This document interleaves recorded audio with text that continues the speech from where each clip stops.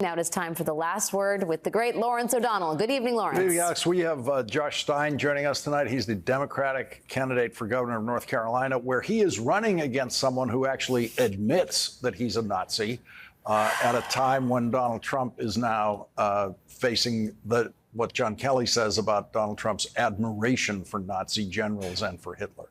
This is the closing argument in the Republican for the Republican Party involves the revelations about Nazism and fascism. Mm-hmm. That's where we are. Yep. That's where we are right now, 12 days out. Just that should never be normalized. And Alex, the Harris campaign has a new ad specifically about this that we're going to have a preview of here in this hour. It's an ad specifically about Donald Trump's praise of Adolf Hitler. Well, we'll be watching. Thanks, Alex. Have a good show. Thank you. Well, with 12 days left in the campaign, Kamala Harris has become the first presidential candidate in the history of this country who has to campaign against a candidate who praised Adolf Hitler in the White House. Here is a first look at a new Harris campaign ad about Donald Trump's admiration for Adolf Hitler and Hitler's generals.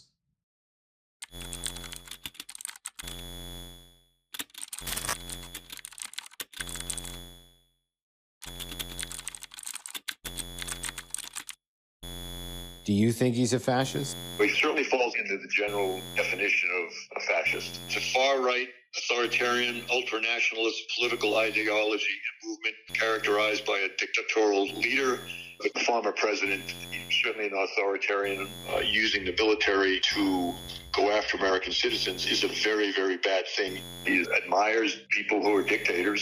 He commented more than once that Hitler did some good things, too. If he was left to his own devices, would he be a dictator if he didn't have people around him? Oh, I think you'd love to be. When somebody's the president, the authority is total.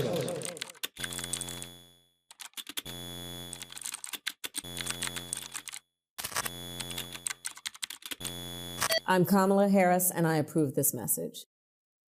You'll hear what President Obama and Vice President Harris had to say about Donald Trump's admiration for Hitler at a big campaign event tonight in Georgia.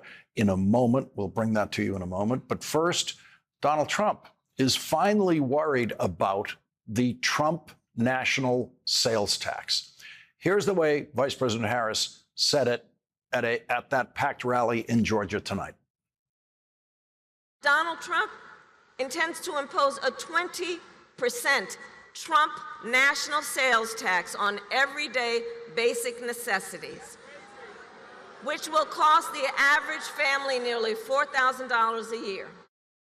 You know the opponent is worried in a political campaign when they use the language that the opposition is using against them to try to defend themselves. That's what Donald Trump did today in a desperate lie of a social media post saying, I am not proposing a national sales tax, as the Democrats say in their advertisements against me. Dems know what they are saying is a blatant lie. That, of course, is a lie. I am proposing tariffs on other countries that take advantage of us, hardly a national sales tax. These tariffs are paid for by the abusing country, not the American consumer. They do not cause inflation and will make America rich again, exclamation point. These tariffs are paid by the abusing country. That is the Trump lie. It's a lie that Donald Trump has gotten away with for almost 10 years now because none of the reporters at the New York Times or the Washington Post or any other news organization that has ever been allowed to interview Donald Trump has ever asked him, what is a tariff? Donald Trump would never be able to answer that question because the very simple truth of tariffs is that they are indeed a tax imposed on a person who buys a product from another country. Donald Trump wants to raise the price of every single television sold at Best Buy by as much as 60% because of tariffs that he would place on every one of those televisions. Every television sold at Best Buy is made in a foreign country, and Donald Trump wants to impose hundreds of dollars of tariffs on, say, a $1,000 TV. That makes the $1,000 TV cost $1,600. The price that you will see at Best Buy will not show the tariff. It'll just say $1,600. Best Buy will have already paid the tariff for you when those TVs were put on the Best Buy truck on the dock when they arrived in the shipping container. Best Buy is going to have to pay $600 at the dock right there to the United States Treasury in the form of a tariff. Best Buy is an American company. Best Buy gets its money from you. Best Buy is going to use that money from you at the dock to pay the tariff to the United States government. All of that tariff money, all of it, is American money paid inside the United States of America to the American government. And so, after Best Buy pays $600 at the dock to the federal government to bring that TV to the store, what do you think happens to the price tag of the TV at the store? It goes up by $600. That's called inflation. That's called pushing up prices by hundreds and hundreds of dollars, pushing up prices by pennies in some cases on very cheap products that cost less than $1, but pushing up prices on every single thing that is imported to this country. All 600 of those dollars from the tariff will go from Best Buy, an American company, to the United States Treasury as a sales tax. That's exactly what economists call a tariff.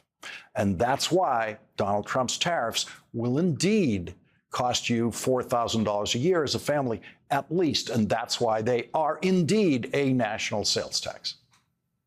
And that is why everyone in government prior to Donald Trump, everyone in politics prior to Donald Trump, has always regarded tariffs as a national sales tax, which is why they didn't think they could solve our problems with tariffs.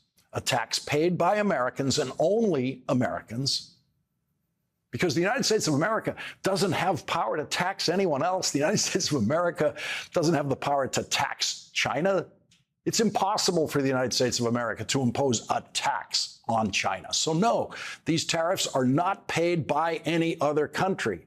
Donald Trump has lied to every one of his voters about that every day that he has ever mentioned tariffs, and there is not a single Trump voter anywhere in the country who has ever revealed himself or herself to be smart enough to know that Donald Trump is lying about tariffs. Not one of the Trump voters who work at Fox and talk to Donald Trump on TV is smart enough to know what a tariff actually is. No one working at Fox knows what a tariff is or who pays it. And those buffoons prove that every single time Donald mentions tariffs to them on Fox. But now Donald Trump is being prosecuted for his lies about tariffs by Kamala Harris. And she has found the right language for it. Trump national sales tax. That is exactly what it is. Donald Trump's radio minister of propaganda, Hugh Hewitt, got Donald Trump on the phone today. And I know for a fact that Hugh Hewitt knows what a tariff is and who pays a tariff and how it works, which is why Hugh Hewitt did not discuss tariffs with Donald Trump today. Donald Trump's minister of radio propaganda began his interview by saying this. I've already voted for you and J.D. Vance. That was before question one. And then Hugh Hewitt, who, unlike Donald Trump, knows how bad Hitler was, tried to help Donald Trump with Donald Trump's Hitler stuff. Biographers are going to be writing about you for decades and centuries. And one of the questions they're going to come up against is, why do some people hate you so much? I mean, Trump derangement syndrome is a real thing. I've run into it. We saw it online repeatedly. The stuff they call you, the Hitler stuff, the fascist stuff. The permanently and irrevocably disgraced Hugh Hewitt calls it the Hitler stuff, the fascist stuff. And yes, biographers and historians for centuries will easily find Donald Trump's White House Chief of Staff, John Kelly, on audio tape quoting Donald Trump saying Hitler did some good things. No historian is going to struggle with why Americans who hate Hitler might also hate a person who admires Hitler. No historian is going to struggle with the question of why people might hate Donald Trump, knowing that Donald Trump praised Adolf Hitler and Adolf Hitler's generals who exterminated through industrialized daily mass murder over 6 million Jews, babies, great-grandfathers, grandmothers, parents, brothers, sisters, sometimes all together, exterminated them in their attempt to kill every Jewish person in Europe and eventually every Jew in the world. That was Hitler's ambition. And his generals supported him every day in that ambition. No historian has ever wondered why most people in the world hate Adolf Hitler to this day. Donald Trump could have said today, I hate Hitler, but he didn't. Because as Hugh Hewitt knows, Donald Trump appeals to a small sliver of American Nazi voters and those very sick people, some of whom are scattered in some of the battleground states where Donald Trump cannot afford to lose even one of them. And so it's been 2 days now, and Donald Trump has not condemned Hitler, but he has condemned the former Marine Corps General and White House Chief of Staff, John Kelly, who quotes Donald Trump expressing his admiration for Adolf Hitler and Adolf Hitler's generals. Here is Barack Obama's first comment about Donald Trump's Hitler worship. He said it tonight in Georgia. Here's the interesting thing, is he acts so crazy and it's become so common that people no longer take it seriously. I'm here to explain to you, just because he acts goofy does not mean his presidency wouldn't be dangerous. And you do not have to take my word for it. Lately, some of the people who know Donald Trump best have been saying in no uncertain terms that he should not be president again. The other day, General John Kelly, Donald Trump's former chief of staff, said that Trump told him he wanted his generals to be like Hitler's generals. Now, don't boo, vote. Now, I want to explain that in politics, a good rule of thumb is don't say you want to do anything like Hitler. You know, that's just good political advice. But it is useful because it gives us a window into how Donald Trump thinks. And John Kelly isn't the only one saying this. Two of his defense secretaries, people who worked for him, said the same thing. His chairman of the Joint Chiefs of Staff, that is the top of the top brass in our military, said he is dangerous. Now, I happen to know John Kelly and Mark Miller. They served under me when I was commander-in-chief. These are serious people. This is a decorated soldier and Marine who served in battle.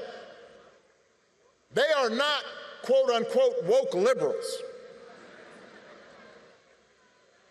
They are people who have never in the past even talked about politics because they believe that the military should be above politics.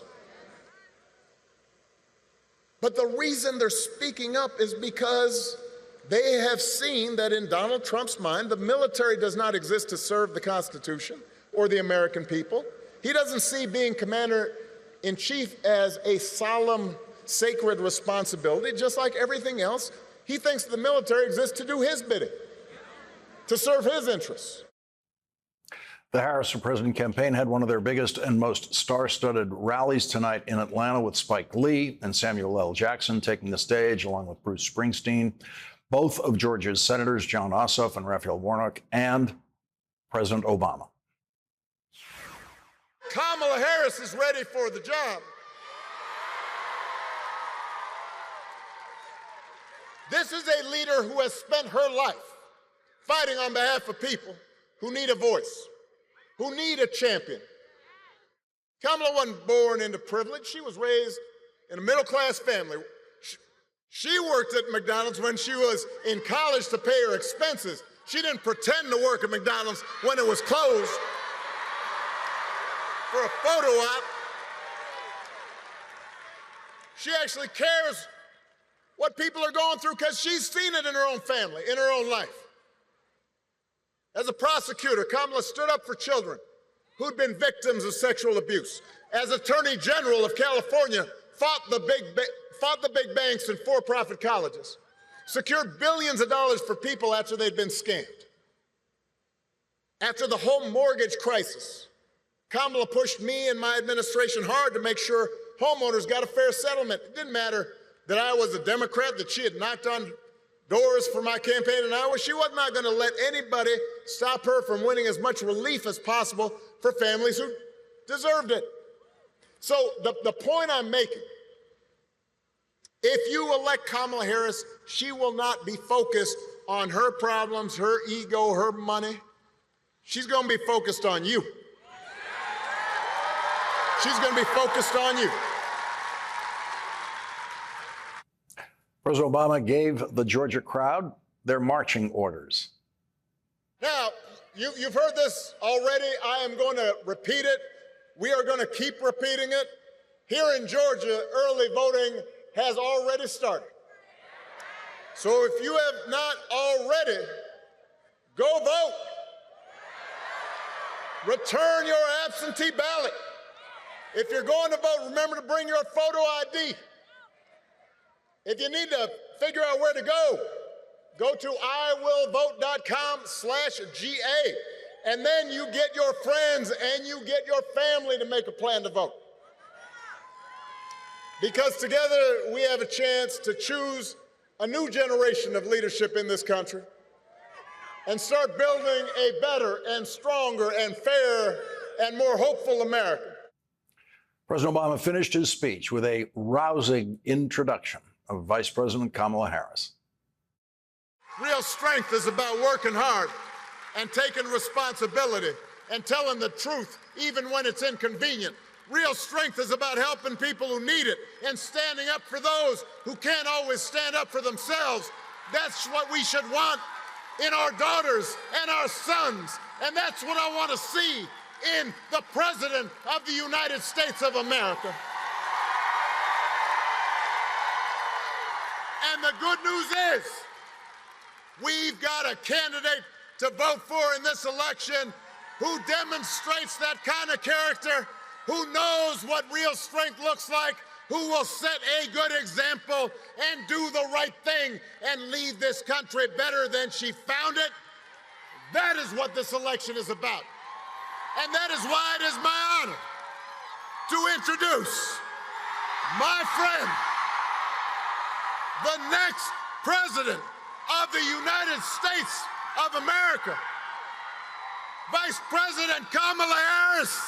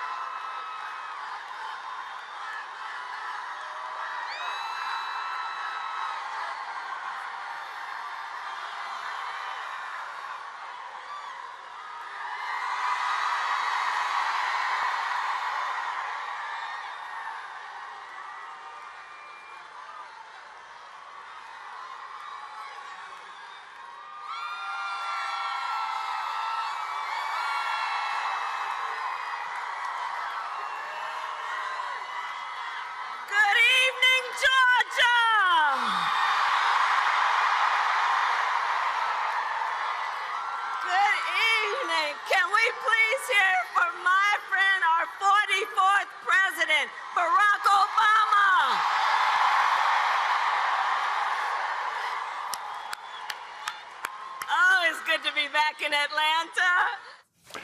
Kamala Harris has made history in many ways, and now she is the first candidate for president of the United States in history who is campaigning against a candidate who actually praised Adolf Hitler in the White House. So much is on the line in this election, and this is not 2016 or 2020. The stakes are even higher because over the last years, and in particular the last 8 years, Donald Trump has become more confused, more unstable, and more angry. You see it every day. He has become increasingly unhinged. But last time, at least there were people around him who could control him. But do notice in this election, they're not with him this time. In fact, just this week, America heard from John Kelly, a retired four-star Marine general who was Trump's White House chief of staff, who said that as president, Trump praised Hitler. Take a moment to think about what that means. That Trump said, quote, Hitler did some good things. And that Trump wished he had generals like Hitler's, who would be loyal to Trump and not to America's Constitution. This is not 2016 and it is not 2020. Including because just a few months ago, the United States Supreme Court told the former president that he is effectively immune no matter what he does in the White House. Now just imagine Donald Trump with no guardrails. He who will claim unchecked and extreme power if he is reelected, who has vowed that he will be a dictator on day one, who calls Americans who disagree with him, I'm going to quote, the enemy from within. You know what that harkens back to? He's calling Americans the enemy within, who says that he would use the military to go after them. And he who has called for the, quote, termination of the Constitution of the United States. Let us be very clear. Someone who suggests we should terminate the Constitution of the United States of America should never again stand behind the seal of the President of the United States of America. Never again. Never again.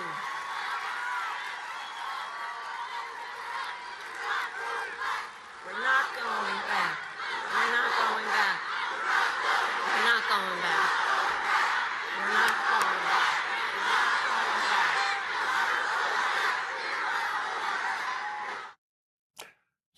Congresswoman Nikema Williams was there today. She's a Georgia congresswoman. She's chair of the Georgia Democratic Party. Thank you very much for leading off our discussion. I've been looking at the polls in Georgia, and it's a margin of error poll. Every one of them that I look at, very tight. They certainly don't tell you what's going to happen. So it tells you exactly what we knew, though, Lawrence, that we are a battleground state, and it is going to come down to every single voter showing up to cast their ballot. We only won Georgia in 2020 by 11,780 votes, those same votes that Trump tried to find to steal the election in 2020. So we know that it was always going to be tight. We are neck and neck. And we are doing everything between now and November 5th to make sure that we get voters out to the polls because our future and our freedoms are on the ballot, Lawrence.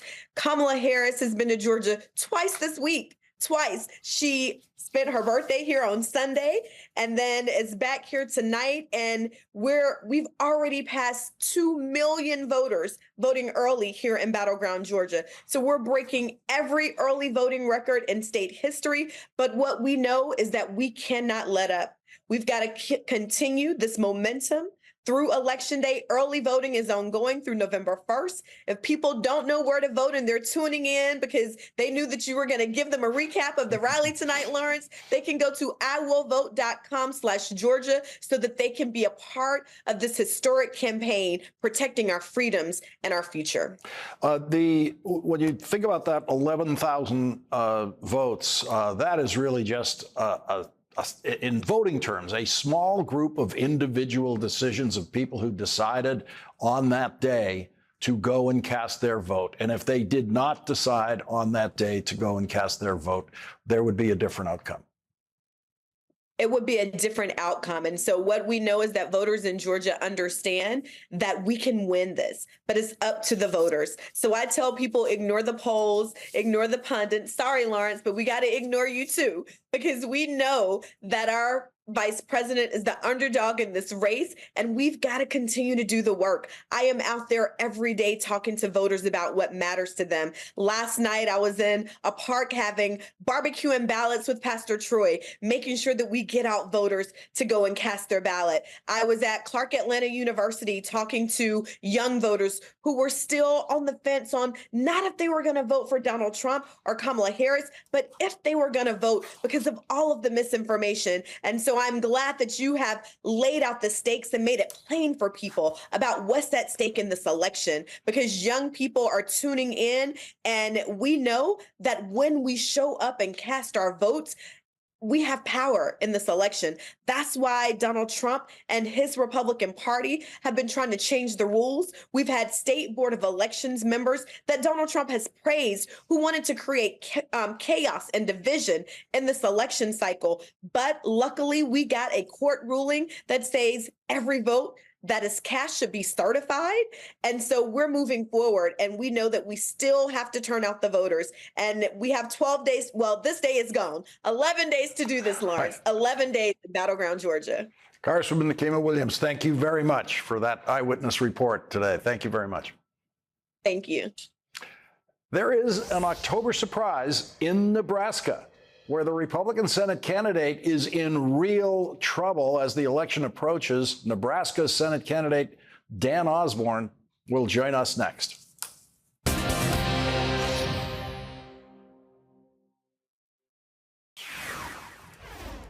Mitch McConnell, trying to win control of the United States Senate, is now facing an October surprise. Nebraska Republican Senator Deb Fischer is in a tight re-election race with our next guest, Nebraska Senate candidate Dan Osborne. The New York Times reports Mr. Osborne's dark horse grassroots campaign has transformed what was expected to be a sleepy race into a late-breaking and high-stakes clash that has forced Ms. Fischer and her allies to invest millions of dollars to avoid an upset. Mr. Osborne is tapping into a well of discontent with Congress and leaning on his status as a political newcomer and his background as a union laborer to appeal to working class voters from across the political spectrum.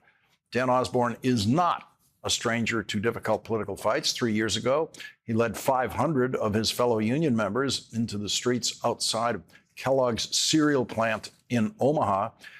New York Times reports the strike, which involved over 1,400 workers across multiple plants, would last for a difficult 77 days through brutal storms and imported strikebreakers and the threat of summary dismissals, which drew the attention of President Biden. A first contract was soundly rejected by the union. Then a second finally ended the walkout just before Christmas. Dan Osborne's campaign has the endorsement of the United Auto Workers Union and its president, Shawn Fain, who spoke at the Democratic National Convention endorsing Kamala Harris. We stood together, we would win our fair share, and that's how we win. That's how we win in labor. That's how we win in Washington, D.C., is by standing together, united. Just feeling a huge sense of pride what we were able to accomplish. 500 jobs here in Nebraska and 1,500 around the country we preserved. And that's why I'm running for U.S. Senate today. Republican Senator Deb Fischer is attacking her opponent as, quote, a Democrat in disguise because Dan Osborne is running as an independent in Nebraska. Joining us now is Dan Osborne, independent candidate for Senate in Nebraska. Thank you very much for joining us tonight. What do you see as the weaknesses of that allow you to be running such a strong campaign against a Republican in Nebraska? Thanks for having me on, Lawrence. You know, I haven't always been a political guy. You know, I spent 4 years in the Navy. I spent aboard an aircraft carrier. I spent 3.5 years in the Nebraska Army National Guard aboard an M1A1 Abrams tank crew. I've always felt compelled to service. But I haven't always been political, like I said, until corporate greed came knocking on my door, like you just mentioned. And we preserved 500 jobs. But that's why I'm running for Senate today. I just want to continue to be a voice for all working people, because the fact of the matter is less than 2% of our elected officials come from the working class. We're just simply not represented. And you mentioned Mitch McConnell's coming after me with millions of dollars, you know, that's pouring into this race. You know, I find myself, I was turning wrenches a year ago. Now I'm in the closest Senate race in the country. You know, I'm excited to be a part of this. But you know, if you're watching this and you want to help me get to the finish line, you go to osborneforsenate.com. That's Osborne with no E. And you know, donate $5, $10. My average donation is $40. We've raised over $8 million. So this is truly powered by the people, the way the framers of this Constitution intended it to be, a government by and for the people. What is your case to Nebraska voters against re-electing Deb Fischer? I suppose that starts with the comedian Robin Williams. He said that you know, our politicians should be wearing NASCAR jackets with patches of their sponsors so we know how they're going to vote. And my opponent is certainly no different. 4 of her top 11 donors are Class 1 railroads. She headed the Transportation Committee that allowed railroads to police their own safety. And now they actually have death factored in as acceptable into their safety programs. And we have the biggest rail yard in the country in North Platte, Nebraska. And, you know, we've had 5 train derailments the last 3 months. And, you know, she consistently votes against the Rail Safety Act that J.D. Vance co-sponsored. So she goes against her own party. She just appeases her donors, but we're not taking corporate money. We're being different. I don't want to be beholden to corporations or a party boss for that matter. What is how are Nebraska voters seeing the issue of a woman's right to choose in the wake of the Supreme Court overturning Roe versus Wade? I think most Nebraskans see it as a mistake. But I mean, you know, we have ballot initiatives this year, and so the people in Nebraska are going to get to decide. There's 2 initiatives, 439 and 434. 439 basically codifies Roe at the you know, the Nebraska level, and 434 is more of a leans towards pro-life. So the people in Nebraska get to decide. As you go forward in this campaign, what is your closing argument to voters in Nebraska? Yeah, I just tell people, look, what you're going to get from me is you're going to get from you know, people are frustrated with the polarization of politics, both sides catering to their extremes. We see 2 border bills get voted down. We're seeing a farm bill pass up again. We're on extension from 2018. Our bushel prices, our bean prices, our crop insurance prices are out to date. Our farmers are losing money because of it, because they want to play politics with it, and we're getting left behind. But what you're going to get from me is you're going to get somebody who approaches policy objectively, based off of compassion and intelligence, and somebody who's lived the life, who understands what it's like to put 8 hours work for 8 hours pay. Look, people in this country should know that if you work hard, your paycheck should matter. You should get to own a house and some cars, put money aside for college, not have to put Christmas on a credit card. That's what the American dream is. And it's dwindling away, and we're playing politics with people's lives. I'm not going to do that. Dan Osborne, if you win this one, we really need you back here as soon as you're ready to discuss your agenda in the United States Senate. Thank you very much for joining us tonight. Thank you. I appreciate you giving me the time. Thank you. And coming up, Governor Tim Walz was campaigning today in North Carolina, where more than 2 million voters have already cast their ballots. Josh Stein, the Democratic nominee for governor, who is running against a self-confessed Nazi, joins us next.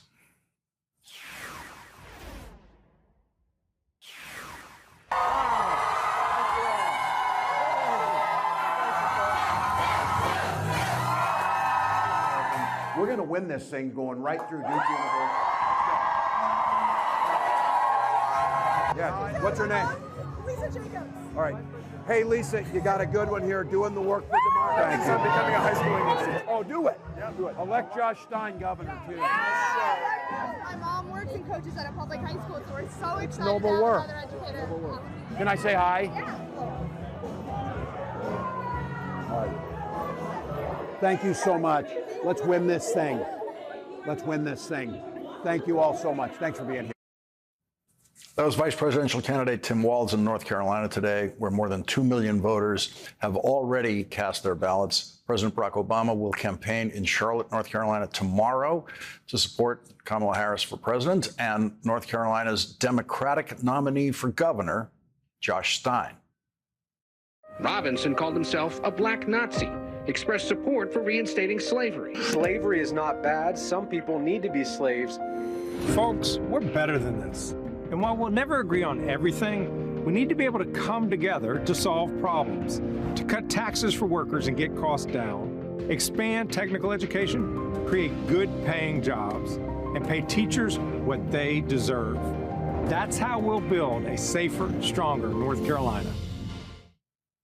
Joining us now is North Carolina Attorney General Josh Stein, the Democratic candidate for governor in that state. Thank you very much for joining us tonight.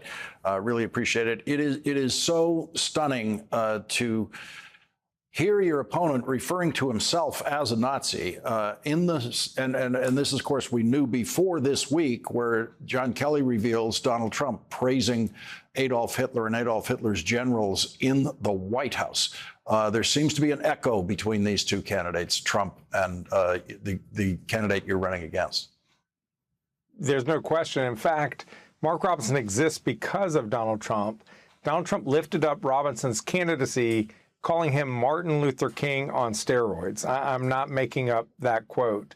And fundamentally, we have to decide what kind of state, what kind of nation we want to be on November 5th. Do we want to be a state and nation that welcomes all people, that fights for all people, that tries to move us forward and create opportunity for everyone?